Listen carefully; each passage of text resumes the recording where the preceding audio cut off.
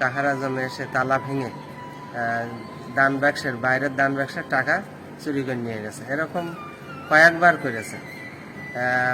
24 সালও হয়েছে, এই 25 সালেও একবার হয়েছে। এইভাবে 3 বের দান বাক্স ভেঙে টাকা নিয়ে গেছে। আর আমরা থানায় একটা অভিযোগ দেবো এই চিন্তা ভাবনা করছি। আমাদের প্রতি সপ্তাহে প্রায় 1500-2000 টাকা দান বাক্সে পাওয়া যায়।